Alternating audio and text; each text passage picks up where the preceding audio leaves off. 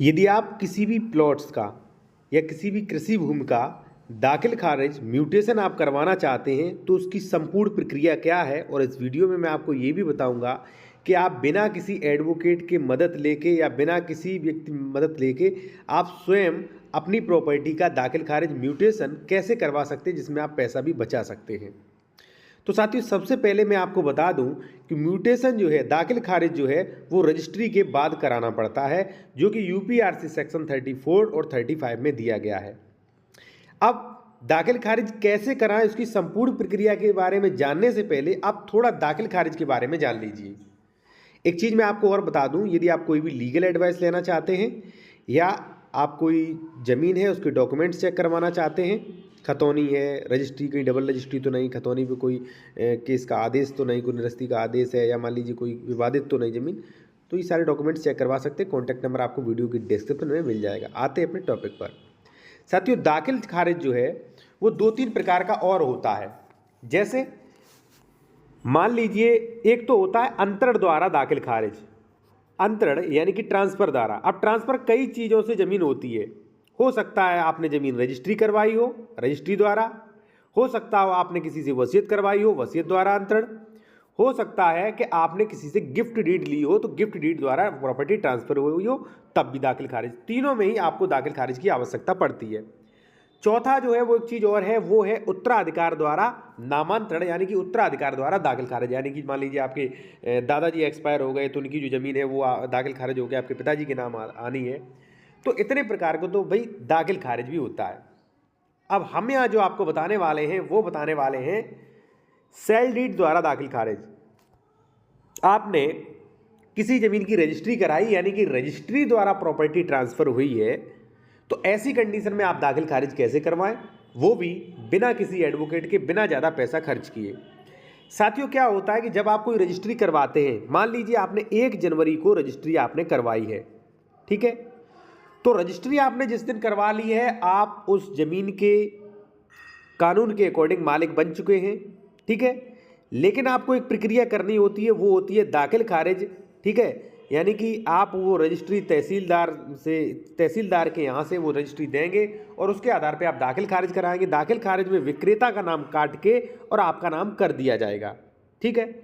इसे बोलते हैं म्यूटेशन, यानी कि दाखिल खारिज प्रक्रिया। तो आपने मान लीजिए 1 जनवरी को कोई रजिस्ट्री करा ली है, अब आपको उसको करवाना होता है दाखिल खारिज म्यूटेशन।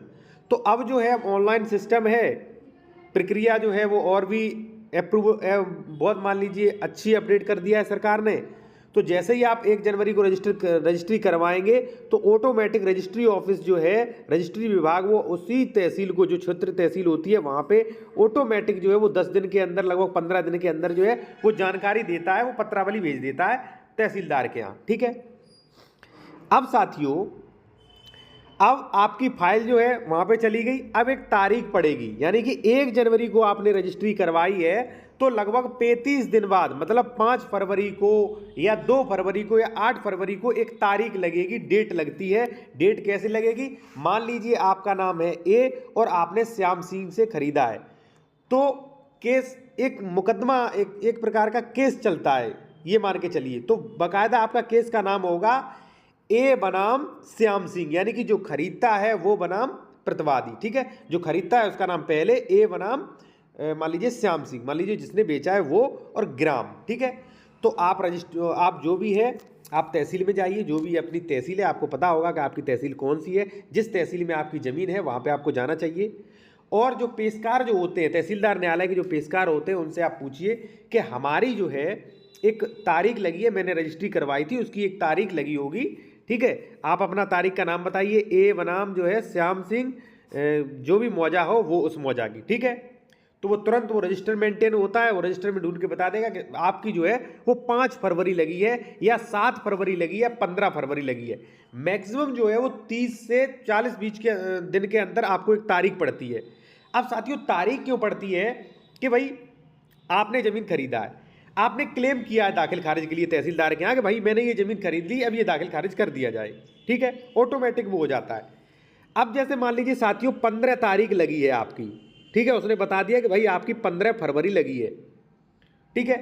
तो आपको क्या करना है, जो आपने रजिस्ट्री करवाई थी, जो ओरिजिनल बैनामा था, ठीक है, उसकी फोटोकॉपी आप पेशकार को दे सकते हैं। और जो आपकी फाइल है, क्योंकि भाई आपका केस बकायदा चल रहा है, फाइल आपकी आ चुकी है रजिस्ट्री ऑफिस से ऑटोमेटिक, ठीक है, तो जो आपका केस चल रहा है ए बनाम श्याम सिंह, जो भी ग्राम मौजा अलीपुर वगैरह जो भी हो उसका, ठीक है, तो आप कहेंगे भाई इसमें वो अटैच कर दीजिए, ठीक है।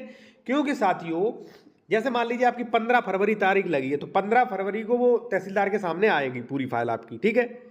तो आप फाइल आए उससे पहले उसमें साक्ष्य भी लगा दीजिए, साक्ष्य यानी कि जो आपने रजिस्ट्री करवाई है, ठीक है। तो वहां पे या तो आप ओरिजिनल बैनामा लगा दीजिए। अब ओरिजिनल बैनामा लगा रहे हो तो वहां पे रिसीविंग करिए, क्योंकि खो न जाए। और हो सके तो आप फोटो स्टेट लगा दीजिए, फोटो स्टेट भी मान्य हो जाता है। और आपको प्रमाणित खतौनी भी लगानी होगी, ठीक है, खतौनी और अपनी बैनामा की फोटोकॉपी। अगर ओरिजिनल लगाते हो तो प्रमाणित करके लगाइए, क्योंकि कहीं खो ना जाए, कहीं गायब ना हो जाए ओरिजिनल बैनामा, ठीक है। तो जैसे ही वो 15 तारीख को वो फाइल आएगी, ठीक है, तो जब तहसीलदार वो खोलेंगे फाइल, उनके सामने जाएगी, तो बकायदा दाखिल खारिज का आवेदन तो ऑटोमेटिक हो ही गया और साक्ष्य आपने दे ही दिए, पेशकार से कह के आप लगवा दीजिए। और देखिए आजकल चलती है रिश्वत, तो पेशकार को आप 200-300 रुपए जो है मान लीजिए उनकी फीस दे सकते हैं कि भाई ये फाइल जो है वो लगा दीजिए फाइल में, ये साक्ष्य, ठीक है, तो पेशकार आदेश करवा देते हैं।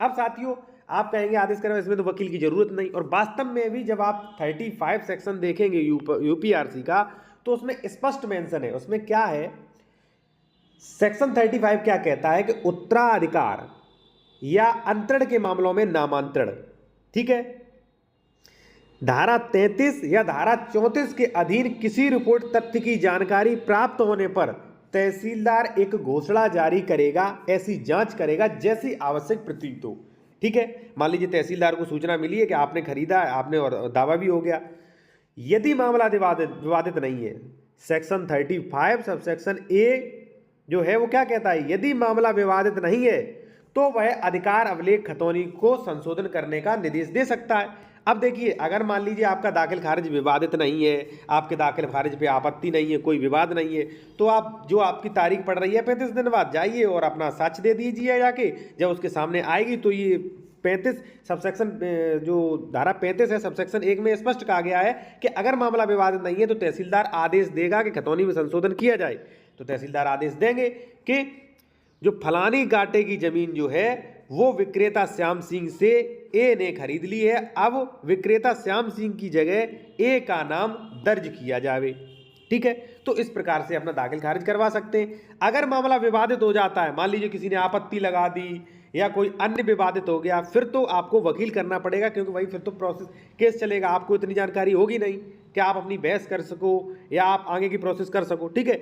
अगर मामला निर्विवादित है, आपकी ज़मीन पे आपकी रजिस्ट्री पे कोई भी टांग नहीं डाल रहा है, कोई भी विवाद नहीं है, तो कोई वकील की जरूरत नहीं, आप खुद करवा सकते हैं। और देखिए यदि आप तारीख पर नहीं जाएंगे, मान लीजिए 35 दिन बाद ऑटोमेटिक तारीख पड़ती है, मान लीजिए आपने 1 जनवरी को खरीदा था और मान लीजिए सपोज दैट 10 फरवरी को आपकी तारीख लग गई तहसील में, आप नहीं गए, तो इस प्रकार से आपका आदेश होगा क्या, ये देखिए क्या होगा कि साक्ष्य के अभाव में, क्योंकि भाई साक्ष्य है नहीं, बेनामा आपने दिखाया नहीं, ठीक है, साक्ष्य के अभाव में पत्रावली निरस्त किया जाता है, पत्रावली दाखिल दफ्तर हो, ठीक है। तो फिर से आप अपनी पत्रावली मंगाइए, फिर तो एडवोकेट की आपको जरूरत भाई पड़ेगी, ठीक है साथियों। और कोई भी आप कानूनी सलाह लीगल एडवाइस लेना चाहते हैं ले सकते हैं, कॉन्टैक्ट नंबर आपको वीडियो की डिस्क्रिप्शन में मिल जाएगा और आप फीस पे करके जानकारी ले सकते हैं, व्हाट्सएप पे मैसेज करके आपको फीस बता दी जाएगी।